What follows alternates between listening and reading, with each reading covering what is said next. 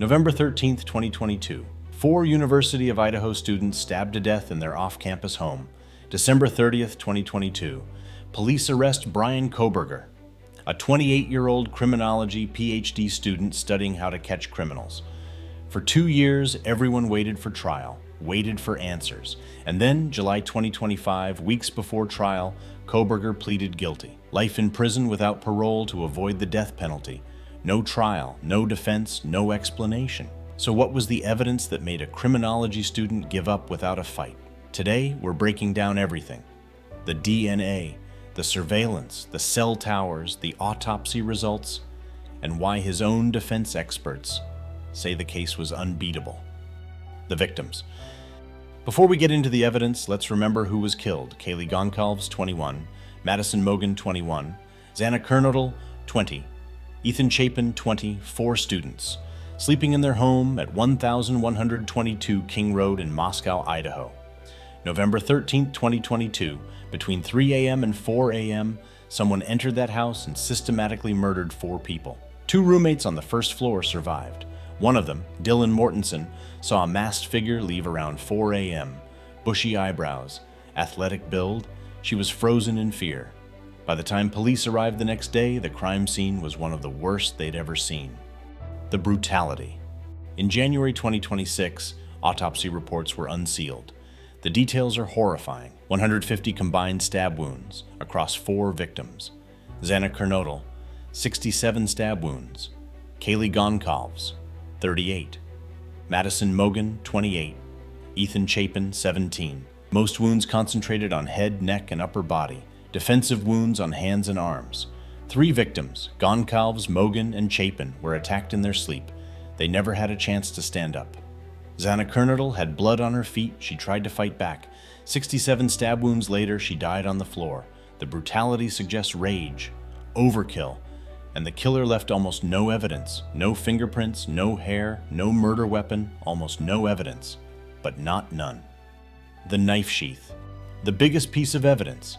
A leather knife sheath, found on the bed next to Madison Mogen's body. K-bar brand, military-style combat knife, the kind designed to kill.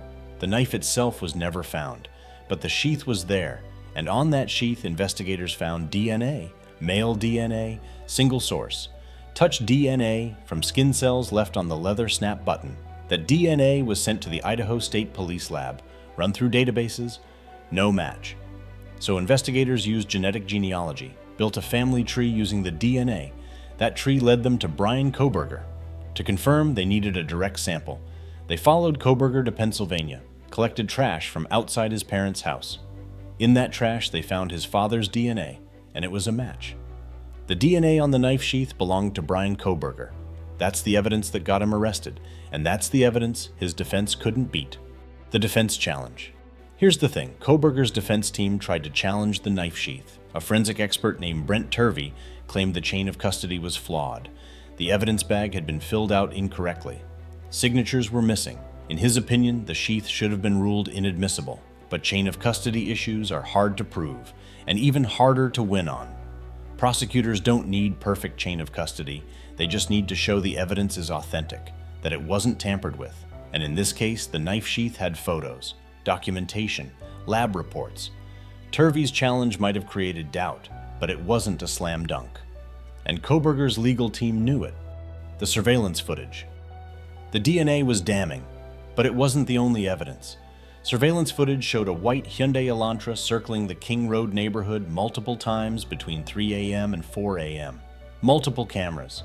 It drove past the house, turned around, came back, left the area shortly after 4 a.m., right when Dylan Mortensen saw the masked figure leave. Investigators ran the plates on every white Hyundai Elantra in the area. One belonged to Bryan Kohberger. When police arrested him in Pennsylvania, his car was outside his parents' house. Same make, same model, same year. They searched it, found it had been deep cleaned, vacuumed, detailed, but they still found trace evidence. Hairs that potentially matched the victims.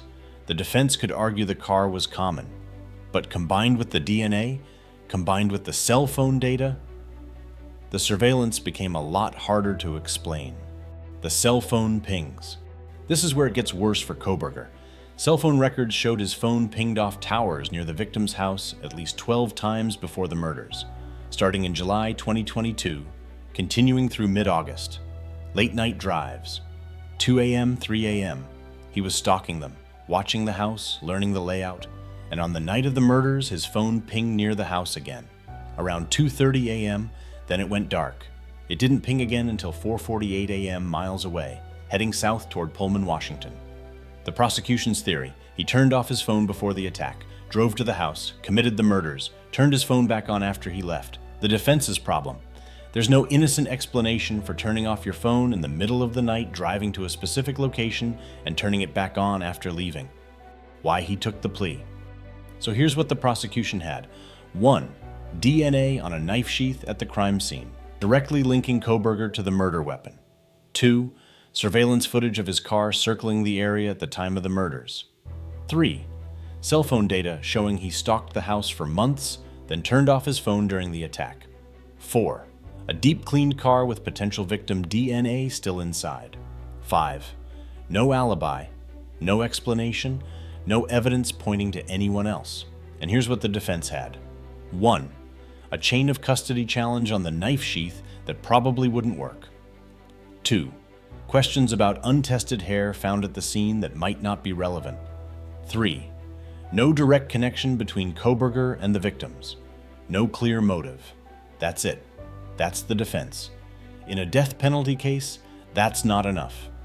Kohberger was facing a firing squad. Idaho gives condemned inmates the choice: lethal injection or firing squad.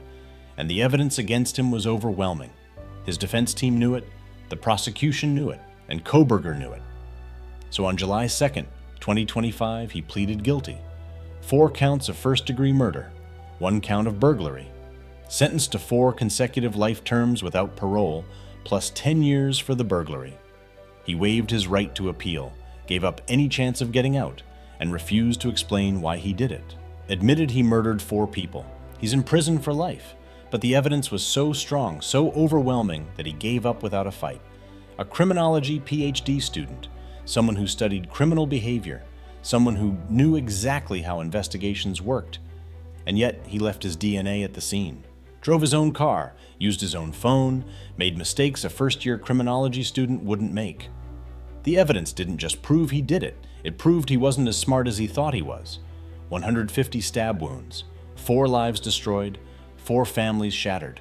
And the only answer we got was a guilty plea. No trial, no explanation, no justice that feels complete, just a monster in a cage, and the evidence that put him there.